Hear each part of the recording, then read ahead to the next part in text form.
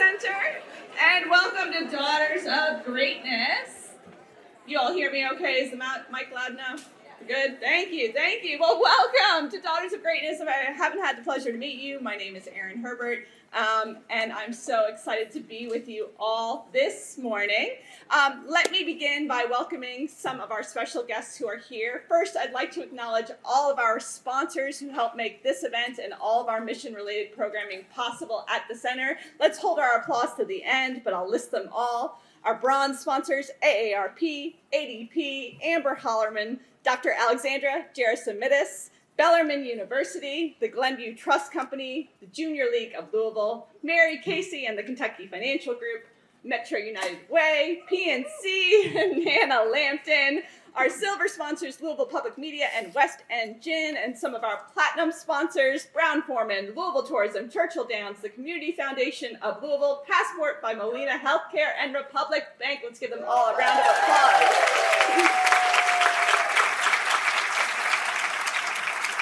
I would also like to name all of our past Daughters of Greatness honorees who are in the room with us today. It's a beautiful group of past honorees who are here. I'm going to ask them to stand so we can acknowledge them. First of all, Karina Barrias. Where are you, Karina? There she is. And we have Marissa Castellanos, Judge Denise Clayton, Dr. Renee Campbell up here, Adria Johnson, Teresa Reno Weber, and our latest Daughter of Greatness, Corinza Townsend. Did I miss anyone? Okay, great. I'd also like to acknowledge, this is a little personal, but my daughter Bergen is here. She's in the back over there. Future Daughter of Greatness, thank you, Devon. And Bergen just turned 13 this week. Can you all say happy birthday to her? Oh, she's gonna kill me for that one. I'd now like to welcome up to the podium our President and CEO, Devon Holt.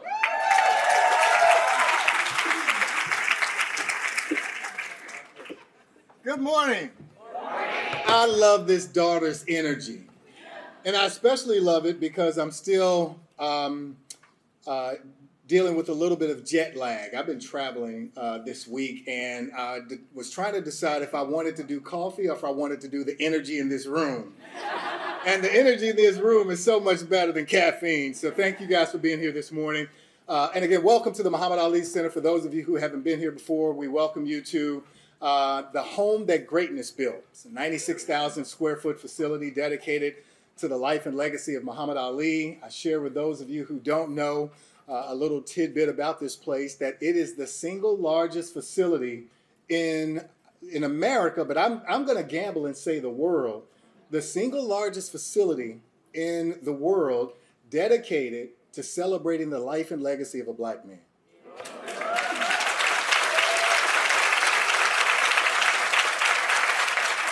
Now, I will only be able to say that for about another year before the Barack Obama Library will be complete in Chicago. But we're going to hold fast to that for as long as we can, okay?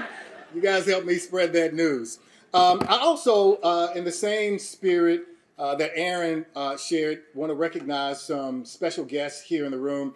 You know, we are able to do some amazing things here at the Muhammad Ali Center, and very rarely do we get a chance to do those by ourselves. It happens as a result of partnerships. And I want to acknowledge those elected officials who are in the house today, those elected officials who have been on a journey with us to continue to expand and grow and build on the work we're doing at the Muhammad Ali Center. If you're an elected official, will you stand?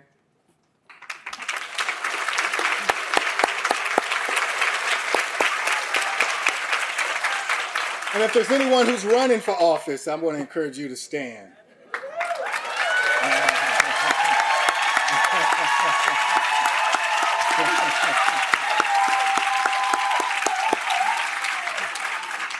I think the future looks good for us here in Louisville, Kentucky. I think it does indeed.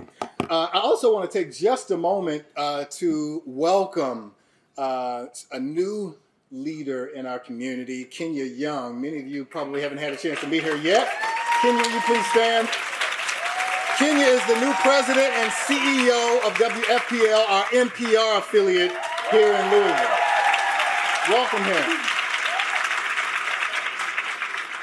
She's only been here a short while, but she's off to the races and doing incredible work, and we want to support her, okay? Let us do that.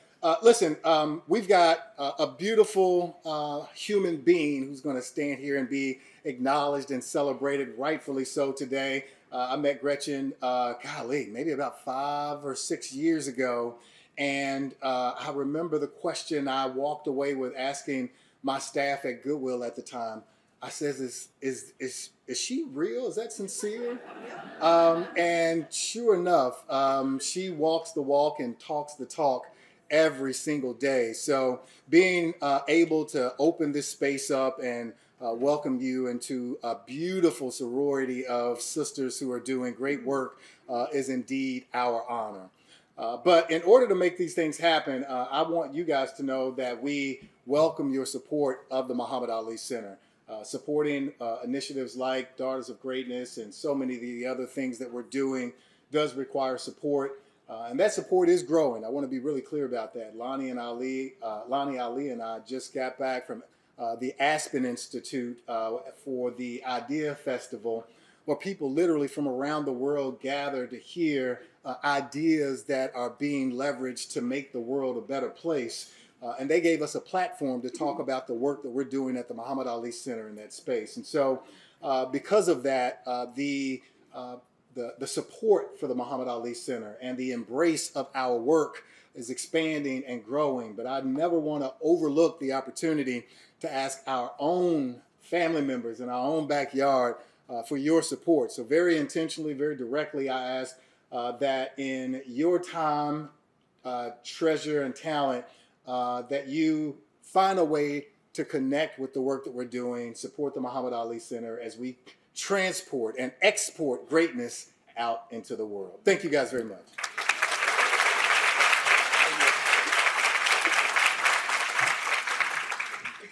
All right, and now to introduce our next Daughter of Greatness. Gretchen, do you know who it is? No, it's exciting. I love it. It was very fitting to welcome your friend and past Daughter of Greatness and the person you introduced as a Daughter of Greatness, Karina Barrias.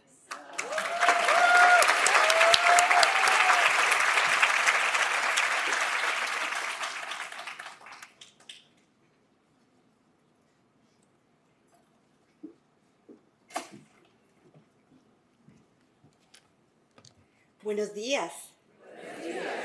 Ooh, I love it. Yes. Practicing your Spanish this early. I love it. Well, have you ever met someone whose light, bright kindness possesses the power to change the world, to change people, to change who you are? This morning, I have the privilege to introduce to you a woman who is as beautiful in the inside as she is on the outside. Her bright light has consistently been a beacon of healing, unity, and strength. 25 years ago, a Guatemalan woman who was trying to find her way was invisible to herself and was seeking for her purpose, met this brilliant young immigration attorney who not only invited her to join her into the work of gender-based violence prevention, but also she accompanied this woman into finding voice that her abusers and colonizers stole from her. You can imagine who this Guatemalan woman is. And I not only witness how knowing you, Myla Linda, Myla Gretchen, changed my life, and how you saw me before I saw myself, but how you opened my eyes, my mind, and my heart to countless possibilities of women holding each other dearly uplifting each other's voices, having each other's backs, and working towards our endless quest of eradicating gender-based violence in this world.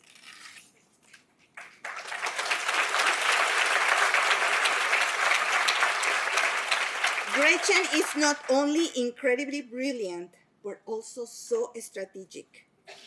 If you all don't know what a U visa is, wink, wink, you need to learn, you need to go and find out what it is. U visa is a protection that immigrant women that are facing, or any immigrant that is facing violence, can apply for protections. As an immigration attorney, and I know she's very humble and she doesn't want, she doesn't make this public, but I'm gonna make it public. She was the very first immigration attorney in the United States that could get a U visa for one of our clients. That was 24, 25 years ago. So yes, that is our Gretchen. And that was the first one of many. And that is a monumental accomplishment. A lot of the women and their children were able to transform their lives from one of fear and abuse to one of endless possibilities. All of this is Gretchen's advocacy and legal expertise and mastery of the law. And I am telling you today, for these women and their children, this changed their lives. And today they are alive, they are thriving, because now they have the opportunity to live free from violence. My Gretchen, I still remember crying in your office more than 2 decades ago when one of our clients had to be let go from the shelter with no other options but to fall into the voice of abuse. I still remember us struggling to build our own dream designed to provide hospitality with the most important objective: build community through the Latina women's movement that eventually became La Casita, which today is the largest Latinx-led, feminist-led organization in the state of Kentucky.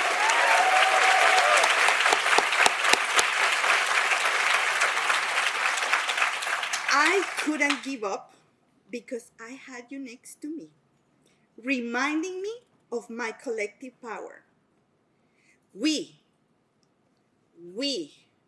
as in all of us, cannot forget how you pioneered in this city, in the state of Kentucky, trafficking prevention and intervention, a movement that has gone across the state of Kentucky. Task forces were created, laws were created, research and best practices. They were built because of you. You started that.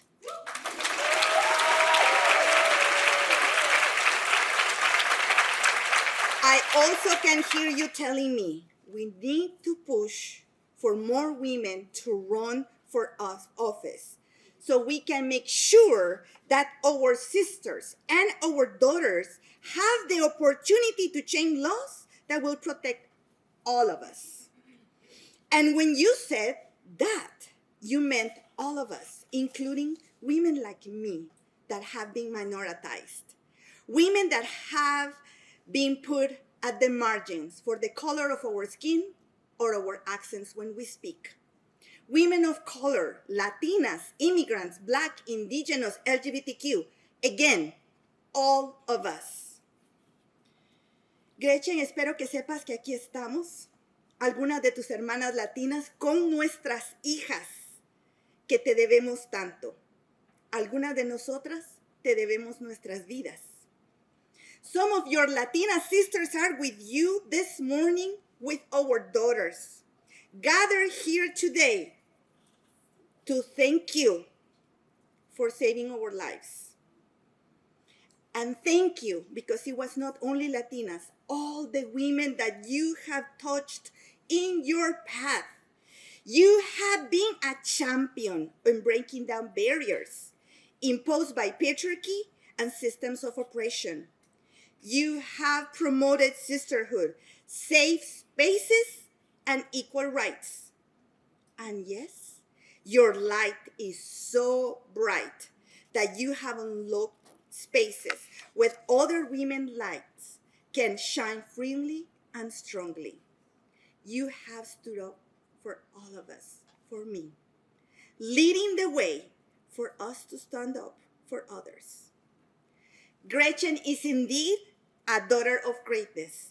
She embodies Muhammad Ali's beliefs of spirituality, conviction, confidence, dedication, giving, and respect. I am humbled and honored today to introduce this morning a woman whose impact, hard and endless work, brilliance, and voice have changed the world and our communities. People of Louisville, please welcome my sister, my friend, the amazing daughter of greatness, Gretchen Hunt.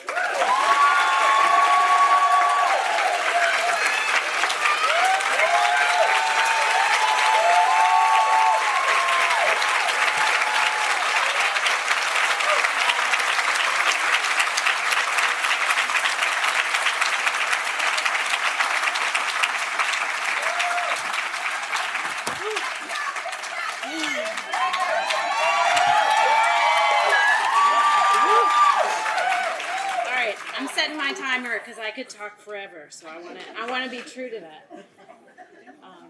Wow. I want to soak this in for a minute.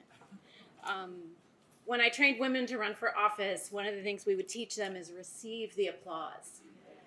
So I'm going to gather this for a minute and look at all your faces, because what joy and what beauty. Good morning. Blessings upon all of you. I've said this before, Devon, but this is sacred space.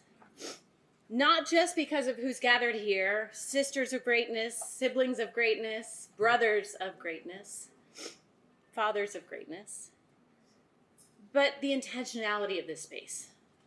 The fact that it is infused with Muhammad Ali's values and commitment and love, deep love for this city.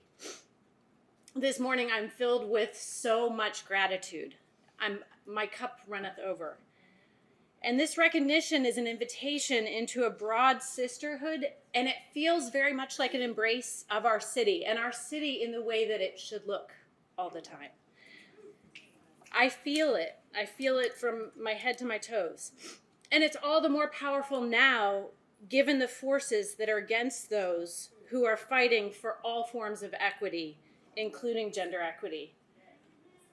I want to thank mi hermana, my sister Karina, for that beautiful introduction and for the way that you have accompanied me throughout my life in all the ways. You are a gift, and I would not be who I am without you. And my talk this morning is about support and care and the collective and power and being bold with our words and taking up space and dreaming and dancing and bees. Marita. And if I do my work well today, this space that we are in this morning will feel maybe a little bit different, a little bit changed, a little bit more sacred, and a little bit stronger. Everything I am is due to my family. My parents and my siblings and my husband and my children. I am the proud daughter of Ginny and Larry Hunt. I come by my feminist and progressive politics honestly. My parents met at an anti-war peace rally on Boston Common when they were in grad school. True story. Their commitment to social justice and care for community has informed my entire life. Muhammad's values of conviction and spirituality infused my childhood. My father is a medical researcher who taught countless medical students and dental students throughout the city. Any doctors or dentists in here, you probably had my dad for virology. Hopefully that doesn't trigger any bad memories. But outside of his research on diseases like HPV and vaccines and infectious disease, he volunteered for Bread for the World and Clout and taught HIV prevention across the community in the early days when that disease was stigmatized. My mother is a retired pediatric nurse practitioner, proudly of the first nurse practitioner class in the country. She is the source of my knowledge of how to accompany women. I remember countless evenings, Matt, you remember this, sitting at our kitchen table, I can feel the wood near me, and my mom holding the phone. It's the old phone for the younger ones in there with like a cord and attached to the wall. We would bend it around and it would move around. I couldn't be on the phone because mom was on the phone. And she would be talking to usually new mothers late into the night. I mean, it was late for a kid, so maybe 7 o'clock. Calming down the parent of a new child, talking about diapering or nursing or anything else, the rash, anything that was causing them anxiety. You see, my mom was an old school medical professional, a healer, whose care did not end at the billable hour or when her notes were completed. She accompanied countless parents throughout this city and nurtured their identity and their strength as individuals. She told me stories of writing the number of women, 4 women on their feet of Battered Women's Shelter in Boston, at times where it was too dangerous to give them a card. Early on, I learned what it meant to accompany, to listen and support and encourage and guide. And everything I know about accompanying survivors, I learned from you. My parents continue to build community and seek justice every day. I was raised in a progressive spiritual community where diversity and equity were celebrated and honored. And my parents guarded and nurtured the spiritual in all the aspects of how we lived, even if nowadays that looks a little more like sitting in their garden than in organized religion.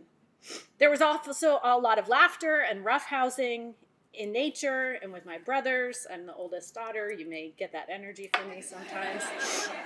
And play and joy in childhood. And I think that was essential to building up who I am today. My family today, my husband and my children and my brother and their family, my brothers and their family, lift me up and allow me to thrive in this work. I would not be who I am or be able to do what I can do without you. My husband and I met on a case many years ago, both on the same side, both supporting a survivor, and we share a commitment to social justice, and I'm so proud of his lifelong commitment to legal aid and justice for Kentuckians.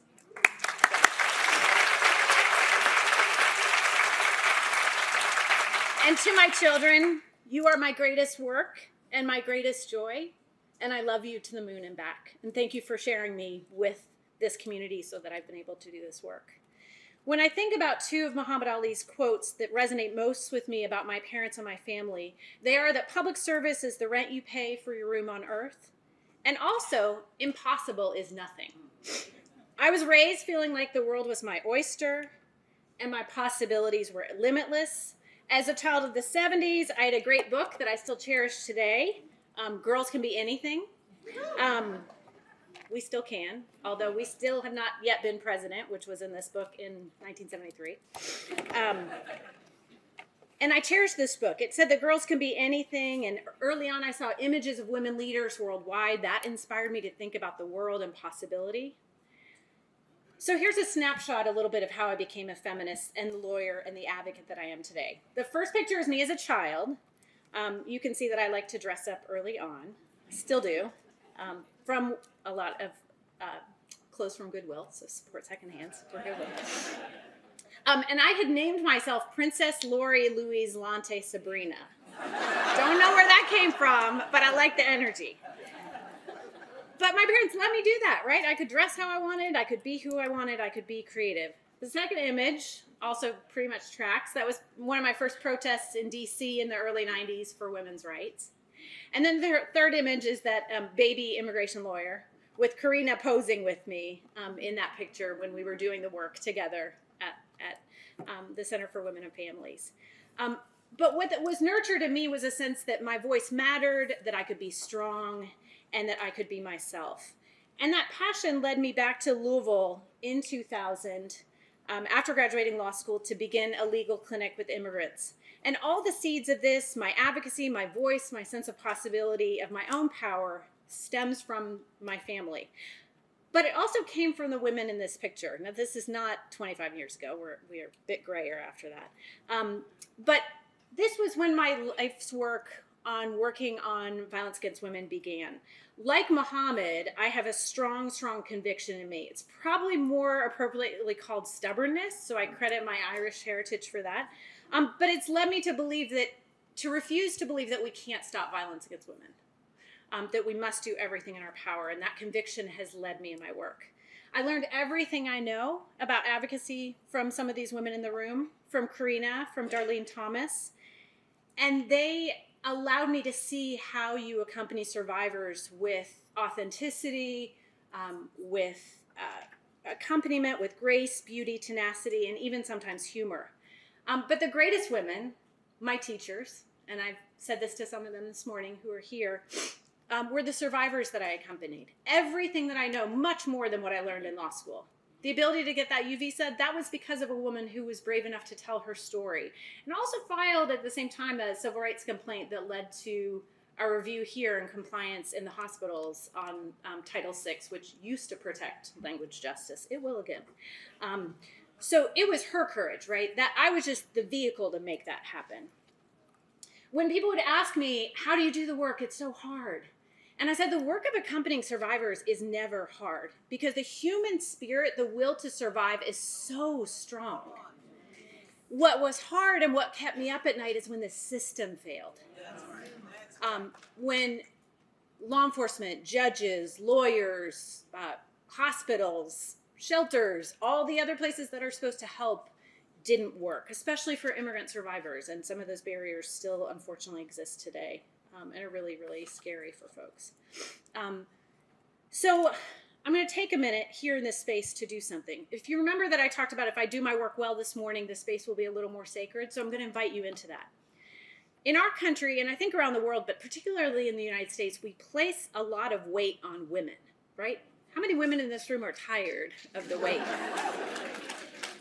And we put also a lot of weight on people experiencing gender-based violence, domestic violence, sexual harassment, sexual violence, human trafficking. We put a lot of weight on them to put their bodies on the line, to put their voices on the line, to report, to take action, to kind of pull themselves up by their bootstraps and rescue themselves.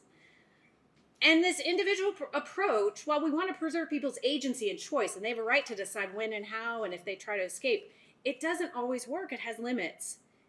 It simply doesn't work to just decide to escape from abuse when the system's not built for you. When there's so much gender bias and when we still do not believe women. And it is so risky to come forward when a community may not be prepared to hear you. So we have to change culture to truly allow survivors to seek freedom, healing, and justice. We have the power to change spaces to be safer, and I invite you to do that in this very room.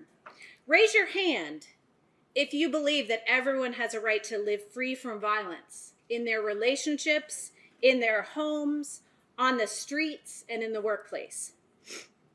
Raise your hand. You can raise another hand if you want. If you believe that violence against women, that gender-based violence is not inevitable, and that we have the power to prevent it from happening in the first place. And raise your hand, raise all your hands, raise it up. If you commit that after today to just mention or talk about safety and healing and the rights for survivors to be safe in relationships and in workplaces and on streets that are safe, that we can be seen where they do not face stigma, where they can see and where they can seek help. And for the survivors in the room. So probably everybody in this room is a survivor in one way. Either somebody that they love or someone or themselves individually has been impacted by gender-based violence because it is a pandemic that has existed and still exists today. But I hope that when you saw that, you know that we got you. That we have the power to change culture. And I think Ali would support us in creating that sense, that zone of compassion and safety. And my life my work has led me to high places of systems change. I worked for 15 years in Frankfurt, doing that commute, no fun. My kids really supported me, and John really supported me during that time. I worked on changing laws and policy for our state sexual assault coalition, and alongside Attorney General Andy Beshear, to end Kentucky's rape kit backlog, to create the first survivors council in the state. With my dear sister Marissa and countless advocates, we crafted and passed a model for the nation in our Human Trafficking Victims' Rights Act. I was recruited to run for office, ran a strong race for state representative, and though I came up short, it opened many doors and expanded my courage and my voice and my reach, and most importantly, inspired other women to run. I was on an upward trajectory in the more traditional sense of the world in terms of my impact and my power growing. So if you can imagine, this is sort of a diagonal up, right? And then I had a bit of a detour. And to think deeply about the lessons I learned during that time and how they shaped my journey, I turned to Muhammad Ali. You see, Muhammad was a dancer. He was famous for his dance in the ring, his ability to evade opponents, to be able to dance around the ring, and to have this edge. He was unique. It was his mark. But he also danced in other ways in his life, in the way that he survived and thrived. He had a remarkable and beautiful ability to shift, to be malleable, to be flexible, to be resilient, that was honed, no doubt, through his life growing up as a young black man in the West End of Louisville, Kentucky, of segregated Louisville. He continued that dance and flexibility, pivoting from boxing to humanitarian work and back again. And when Parkinson's hit him, when his abilities were shifted, I believe that ability to dance in life, that ability to adapt and move, is what allowed him to shine and thrive in new ways, always supported by his partner, life partner and caregiver, Lonnie Ali. You see, when we have detours in life, in those trenches, we can dance through them or we can succumb to them. And we cannot navigate them alone. We don't do it alone, ever. And that's what I see in Muhammad and what I now understand about that period in my life.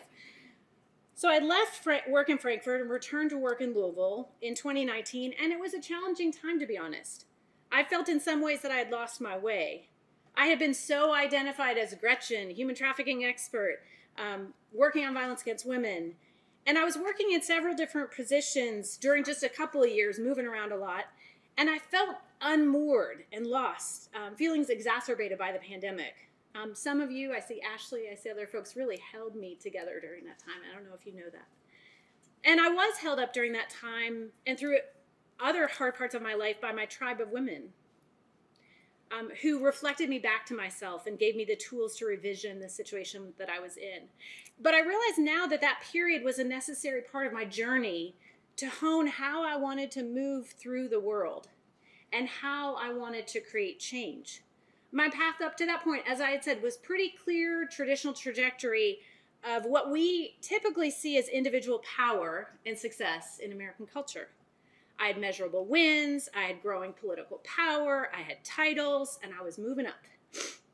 But I had also experienced situations where power, especially in some political contexts, did not always feel healthy.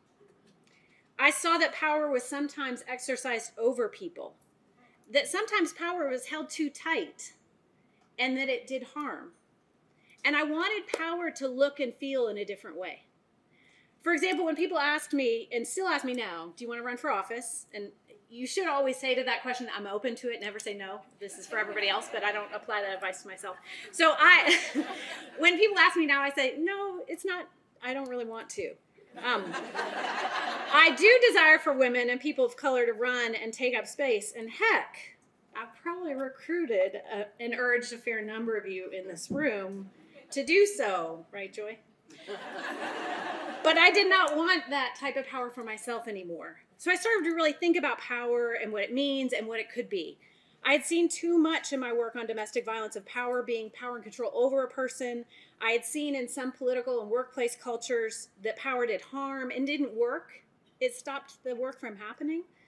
So I looked elsewhere. I had seen the seeds of a new kind of shared power in the Survivors Council for survivors of crime that we had started in the Office of the Attorney General, but I still had not seen its full flourishing. So I want to talk about the physics definition of power. Full disclosure, I never took physics. I'm scared of math. All gender stereotypes, I know. But this is more of an English major thinking about words and definitions. But what I love about the definition of power in physics and in mathematics is there's a concept of power as energy being collected. Power being the rate at which energy is transferred. Being a measure of how something can be moved. How it can move. You think about horsepower or what can make power to make something happen. Right? That feels a lot different than power over. Than power looking like causing suffering, which we're seeing too much in our world right now. So that's the definition of power that I want. I want to exercise that type of power and spread it out to others around me. The power to make things happen. The power to transfer energy. You talked about the energy in this room. It's more powerful than caffeine. That's what we're talking about. So when did I finally find that embodiment of power? I found it right here in this city. In 2022, I joined Louisville Metro government and had the chance to start a program, and I credit my dear friend Amos Izirmana, who had done this in the immigrant community, and I copied and pasted it and tweaked it a little bit for women and gender diverse folks. But we started a program that we named the Office for Women Ambassadors. Please stand if you are a graduate of the program.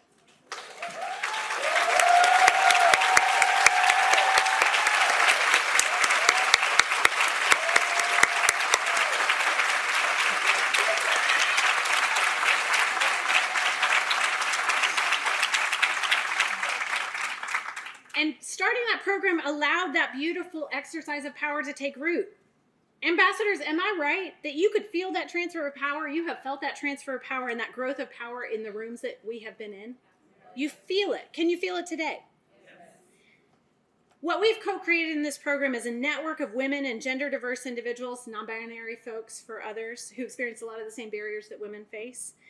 These folks from around the city, they learn about government and leadership. They're vulnerable with each other and inspire each other and cajole each other and encourage one another. Sometimes they get pushed to do uncomfortable things by me, but in the end you do it and it's scary, but you get through it. But it's taught me also just a really practical thing. I consider myself to be a visionary pragmatist. I want to keep that world that we want out here, but I'm pragmatic about it. I'm an office of one, so the ambassadors have also been a force multiplier. So now when I get an invitation to speak, except for tonight, or this morning, I bring ambassadors along with me or put them up front to represent the office. It's the thing to do, it's the natural thing to do, but it also helps me. So I appreciate you all so much. This is an experience that's changed my life. It is beloved community. It is beloved community, as Martin Luther King Jr. and Bell Hooks would talk about. It is a radical and practical form of civic engagement and a model for how we can share power in this city so everyone thrives. It is the truest work I have ever done outside of my accompaniment of survivors. And I accompany survivors everywhere, right? Because survivors, it should be all the work that we do. We've done other things in the Office for Women that I'm very excited and proud of. We launched a refugee childcare project that launched businesses across the city. We passed an ordinance that grants city workers time off if they're survivors of domestic violence or other crimes. We have centered care and compassion. Later this month, we'll have the first Office for Women Allies, a training for men to invite them into the movement. Including talking about men's mental health and men as caregivers, right? So that's the work. But the ambassadors are the heartbeat of this work. And I believe the future of this city. And this job has felt like home to me, a coming together of all the bits and pieces I've gathered over the years, filtered through the wisdom of age. I came by these phrases honestly, as I become more sure and comfortable with the creative way, the authentic way that I lead. I believe more strongly than ever that equity work is not only essential, it is the way. But these times are tough, right? And Muhammad's bold visioning, the way he dreamed and spoke and extended his humanitarian work around the world and back, and how his legacy endures today with the Compassion Index for Cities, it gives us a roadmap for how to survive and thrive during these times. You see, right now, in these kinds of times, which are not normal and are unprecedented, when there's so much oppression and suffering and fear, it is easy to shrink. when work for equity is being silenced, when actions of those in power can mirror an abusive partner in restricting what you say, whether you have money, threatening deportation, violence, oppression, restricting how you can identify and who you can love, and whether you have the right to decide whether or not to have children, it can feel like survival to shrink and be quiet. But what Muhammad teaches us in the dance, in his swagger, is to be bold, brave, audacious, and dream big. He took up space not only in the ring as a boxer, but as a person with his words, which are like poetry, Robin G., right? His beautiful self-confidence, his ability to be larger than life. As women, we are taught to cross our legs and not take up space. But what Muhammad teaches us is that even in dangerous times of inequality, when your bodies are at risk, we need to be bold in our words and actions and taking up space publicly. Right, Farron? Where's Farron in the room? Who does that beautifully? His spirit of bold dreaming and being bold in his words fuel me in my current work, especially in the work we're doing to connect Louisville with the world. Muhammad understood that we are all connected to the world, and as much as we are the city of Ali, the world is of Ali, and therefore the world is connected to us. We are not separate. We are each other's keepers across all religions, races, creeds, sexual orientations, and gender identities. I often refer to Louisville being the city of Ali and say that we punch above our weight class. Did I get that right, Joy? I'm banned from like sports metaphors. I'm actually banned kind of from metaphors in general, but I think I got that right. But I say that we punch above our weight class when I share that we were the second U.S. city that was invited to join the City Hub and Network for Gender Equity, or CHANGE, a network of 16 other small cities, including Los Angeles, London, Buenos Aires, Mexico City, Bogota, Paris, Amsterdam, Barcelona, Stockholm, Nairobi, Quezon City, Taipei, Tokyo, and Melbourne, Australia.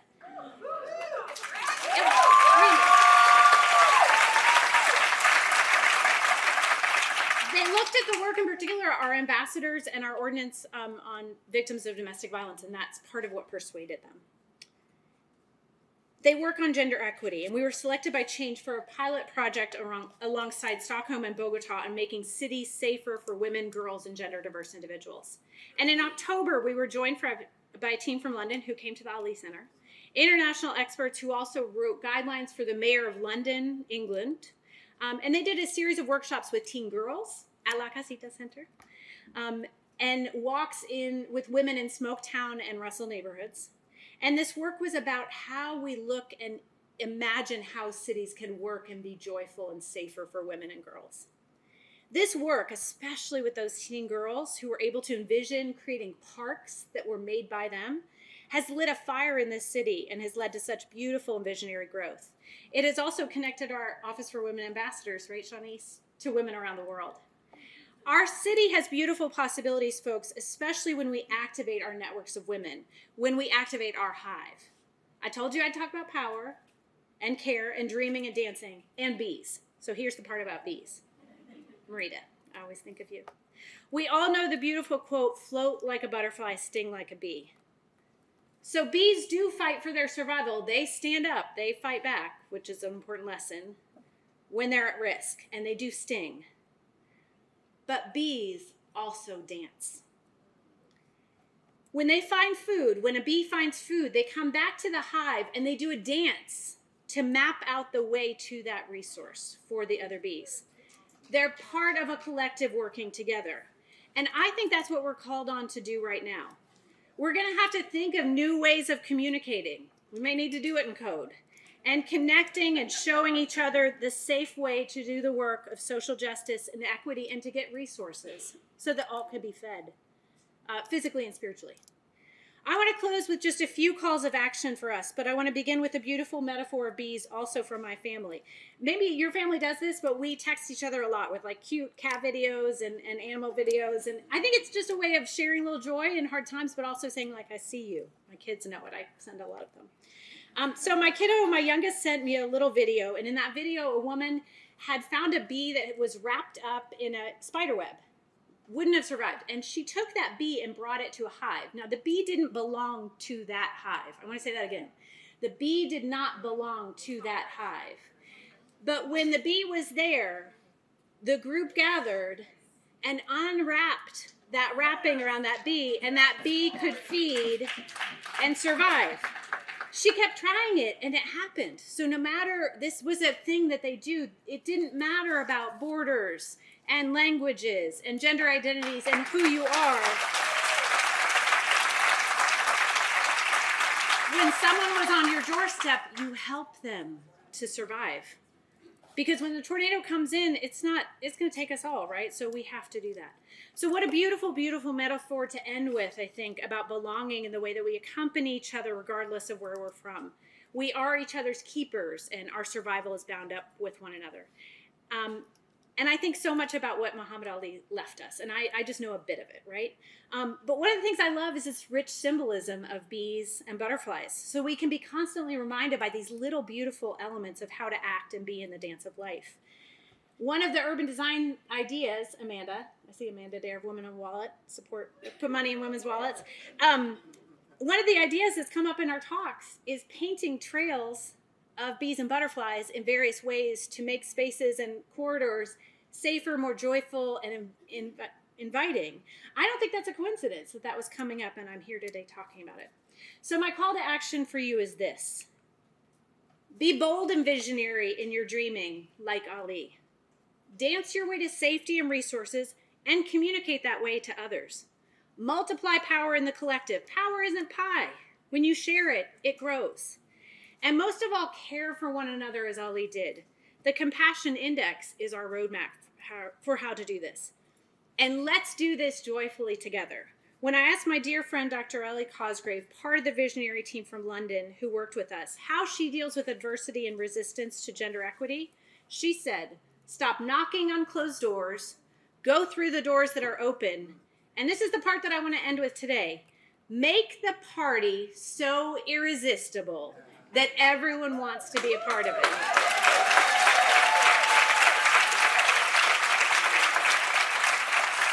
So let's dance together in the spirit of Ali's boldness and compassion towards the beloved community.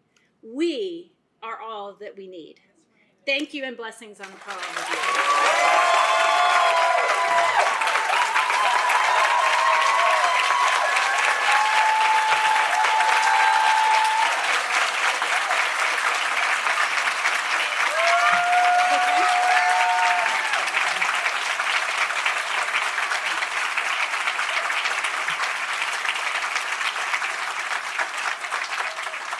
So we may have time for a couple questions. I probably took over my time, but I'll take my time. Any questions? I'm an open book, pretty much. Yes, in the back.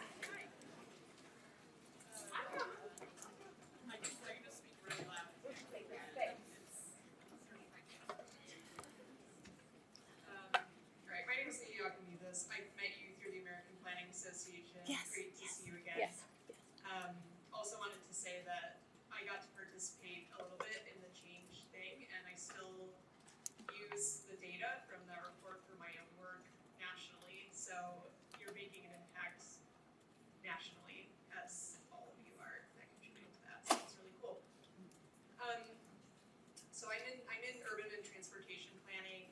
There's a lot of attacks against equity and women right now, especially from federal levels, and it's trickling down to state and local, frankly. It can be really daunting to stand up to our oppressors, especially if it puts your job on the line. Like, every day I'm like, what are you gonna do, fire me? And yeah, like that's a possibility.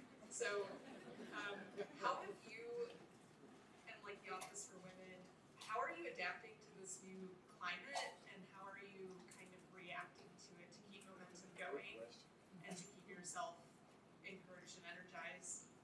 Yeah, so I can't speak for Metro government as a whole, so this is more my individual answer, but I think, of course we pay attention to what's going on in the world, both executive orders, but also the court cases that are staying a lot of those orders, which I think is promising in terms of a lot of the orders banning equity have been stayed in the courts or stopped by lawyers. Good lawyers are defending democracy right now.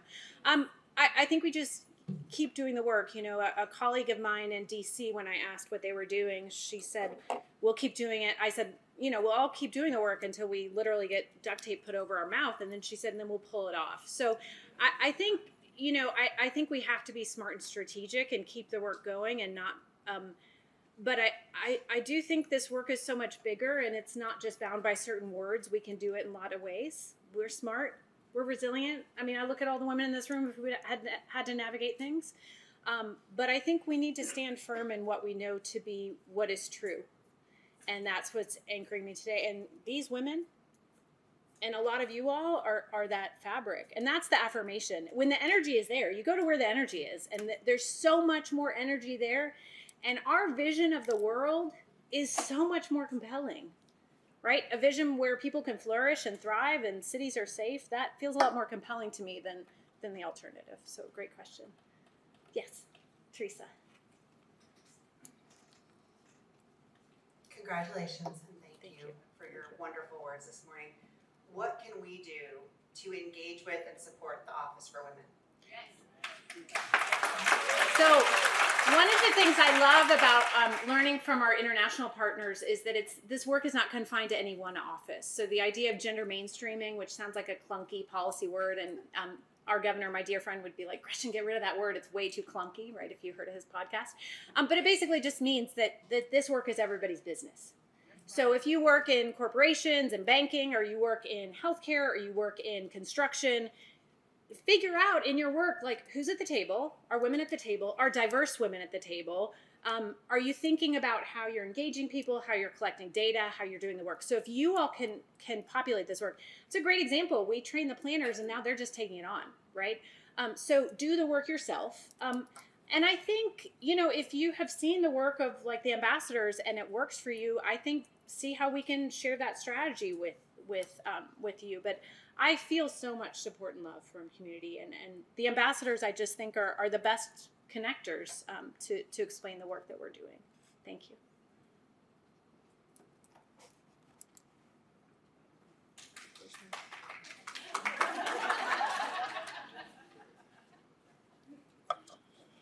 Hi, and thank you for the work that you're doing.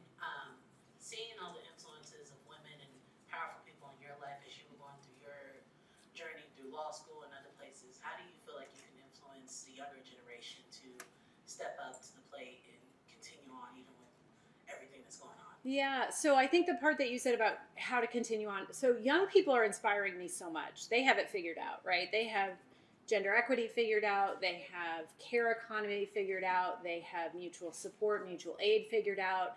They get it. It's not a big deal. They're doing that. There is some concern I have about young men right now. So I would say, just with the manosphere and the marketing to them to corrupt their minds, the propaganda that makes them believe that feminism is the threat to them, whereas that's really not the threat to them.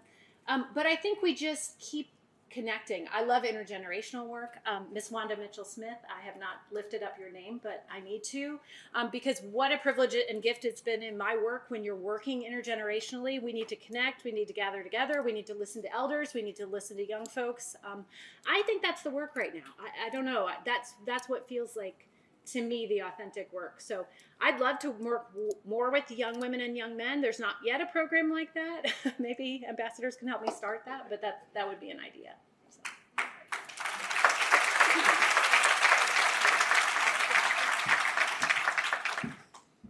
If we could give one more round of applause for Gretchen.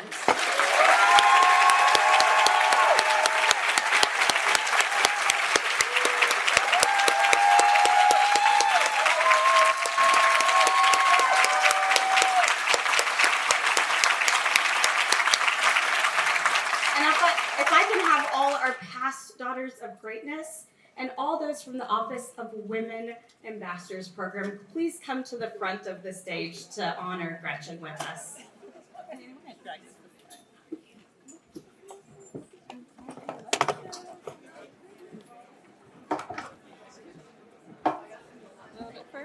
Thank you, Dustin.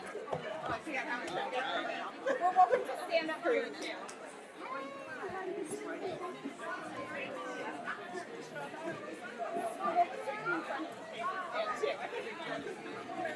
All right.